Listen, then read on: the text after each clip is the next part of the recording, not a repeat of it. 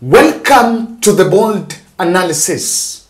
Something is wrong with our diplomatic relations. And there is a video that State House social media team have been trying to hide from the public. It's a photo. And that photo is finally here. So I want you to look at this photo. This is a photo that was taken, it's a close-up shot when President Ruto was in Kericho Stadium. I've actually accepted the challenge to delete the word green in Kericho Stadium because the stadium was never green.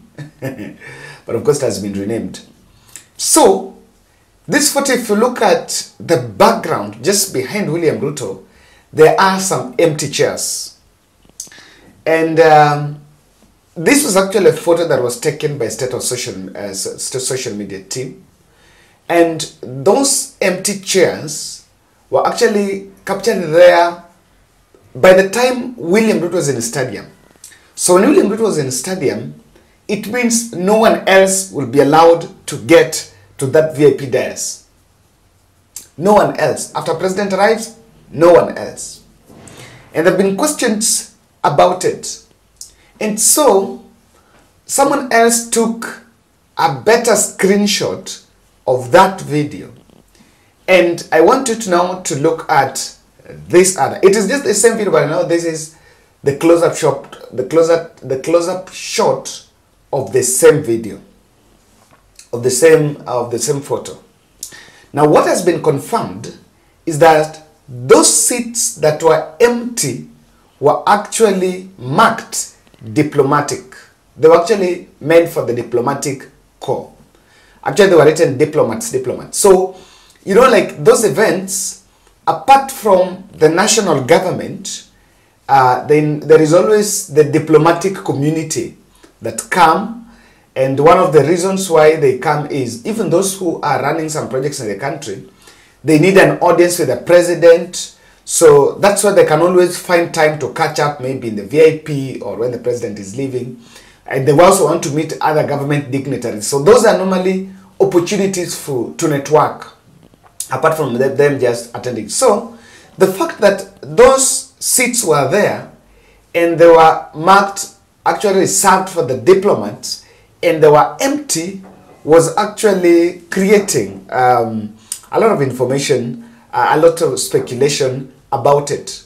And then that is happening as what we only realize is, for the first time, the chief guest, Lao Jorenko, the Angolan president, who was in the country earlier to attend to be our chief guest, skipped the event, and instead his foreign affairs minister, Anthony Fete, is the person that attended.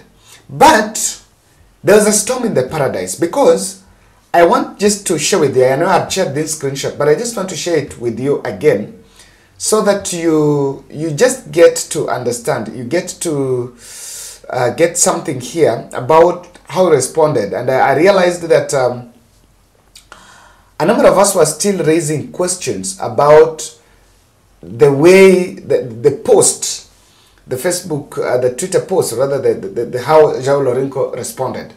This was his screenshot. Strengthening and enlarge, I think it should be enlarging, cooperation with our brothers and partners in Africa is a path worth taking. With Kenya, there is a lot that can and should be done. Hence, we are in Nairobi for mutual talks with the President William Ruto and Kenyan authorities at large.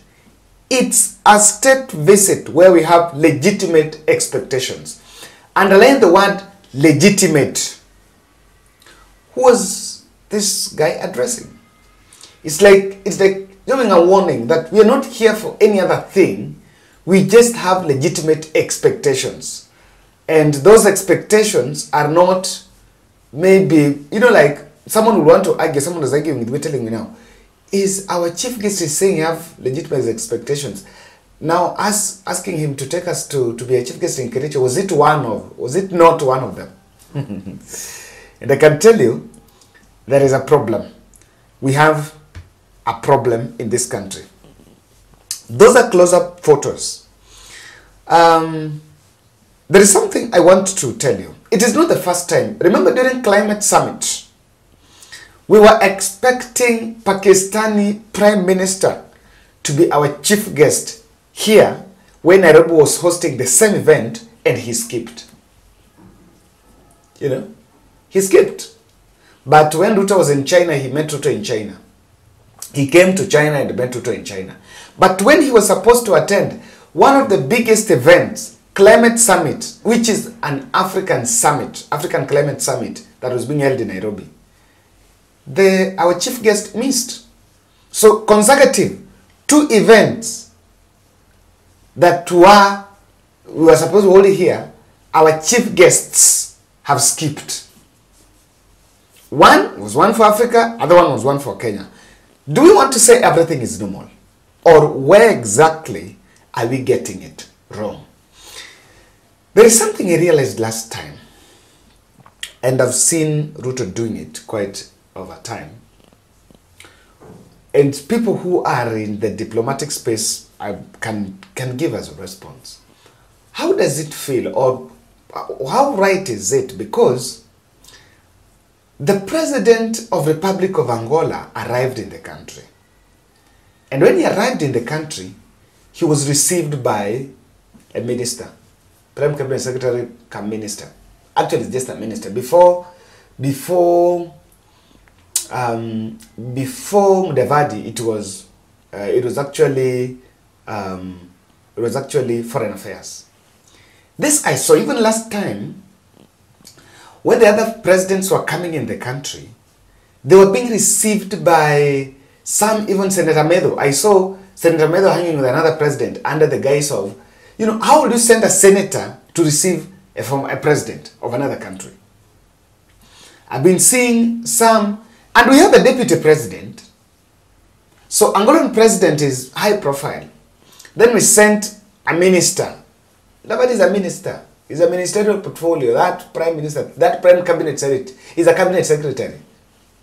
So, should we review this? Are we getting it right? Because William Ruto at one point was complaining I think that was in South Africa, about how African presidents are treated. You need to get that sound. I don't want. So that was Ruto complaining in South Africa that when they go to US, America, they're bungled in one bus and they are treated just like commoners. But shouldn't we also review how we treat presidents? Something is amiss, and I may not be right on this because I'm looking at I'm looking at your reaction. I want to read the comments and kindly tell us. Is it right for us to dispatch the ministers to go and receive presidents? Someone may need to tell us. Now, 3 probabilities. It's not a coincidence that two consecutive events, our chief guests have skipped. No. And this one is a bit different because the chief guest was actually in the country. So there are different twists of whether we had briefed him before, or whether it was just a personal maybe mishap, maybe he was ill. People have tried to say those things. If he was ill, then how will he heal? How will he recover easily? Then Saturday holds a state visit. So, number one, Ruto has been sending his deputy and Musalia Mudavadi in African missions. So, there could be a perception that the president has been underscoring or rather underestimating the other African presidents. Inauguration in Zimbabwe, it was Musalia Mudavadi.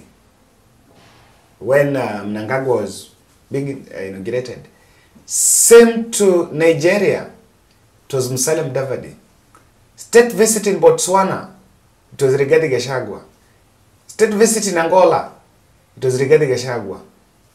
Musalia Mudavadi have gone to Burundi many times, more than president. In fact, Rigathi and Musalia the two have visited many African countries than President William Ruto. And there is a trend that Ruto tends to go Maju. When it's going to Europe and other countries, Ruto will go. But within Africa here, his deputy and Mudavadi has been the one. Even, remember, before even them, there was a time Moses Kuria moved and met many African presidents. Allegedly, you know, giving Ruto's message, I don't know, Ruto's there was something. So Ruto may need to review his relationship with the African presidents. Number two,